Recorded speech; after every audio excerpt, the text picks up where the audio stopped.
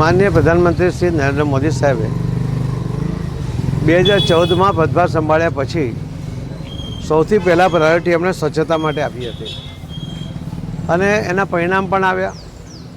આજે લગભગ 12,000 કરોડ જેટલા જે ટોયલેટ બન્યા છે એ પણ સ્વચ્છતા માટેની અત્યંત આવશ્યકતા હતી ને ગ્રામીણ વિસ્તારોમાં એના કારણે પણ ખૂબ મોટો ફાયદો થયો. શહેરી વિસ્તારમાં મહાનગરપાલિકા કે નગરપાલિકા દ્વારા પણ સફાઈ ઝુંબેશ કે એમની પાસે કર્મચારીની વ્યવસ્થા પણ હતી. સુરત મહાનગરપાલિકામાં આજે જ્યારે સ્વચ્છતાનું પહેલું બિરુદ પ્રાપ્ત કર્યું છે ત્યારે સફાઈ કર્મી સુરત શહેરના એમના અધિકારી પદાધિકારી બધાએ મળીને જે મહેનત કરી છે એના કારણે આ પ્રથમ નંબરે આજે સ્વચ્છતામાં સુરત છે. આ નંબર જાળવી રાખવું અને અલગ અલગ સમયે આવી સફાઈ ઝુંબેશ કરતા રહેવું. માનનીય પ્રધાનમંત્રી મોદી સાહેબ જ્યારે કોઈ શહેરમાં વિઝિટ કરે છે એના 1 અઠવાડિયા પહેલાં ત્યાં સફાઈ ઝુંબેશ થવી જોઈએ એવો એમનો આગ્રહ હોય છે. એના કારણે સ્વચ્છતાનું પ્રમાણ એક વધે છે.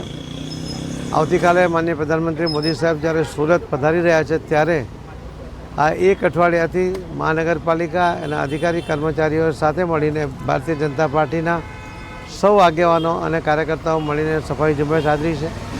આજે પણ ઉમરાવનગરની અંદર આ સફાઈ માટે આ વિસ્તારના કોર્પોરેટરશ્રીઓ અને સૌ કાર્યકર્તાઓ કર્મચારીઓ સાથે છે.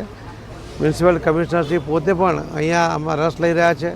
સાથે સાથે મેલેરિયા ન થાય એના માટે પાણીનો ભરાવો ન થાય એની જાગૃતિ લાવવા માટે પણ એમણે લગભગ આખા શહેરમાં 900 જેટલા કેમ્પ કર્યા છે. એ ખૂબ અભિનંદનને પાત્ર છે. ફરીથી હું સૌ નાગરિક ભાઈ બહેનોને વિનંતી કરું છું કે સ્વચ્છતા આપણા ઘર પૂરતી મર્યાદિત ન રાખતા આપણા મોહલ્લામાં, આપણા શહેરમાં, આપણા રાજ્યમાં, આપણા દેશમાં સ્વચ્છતાનો આગ્રહ કરવો જોઈએ.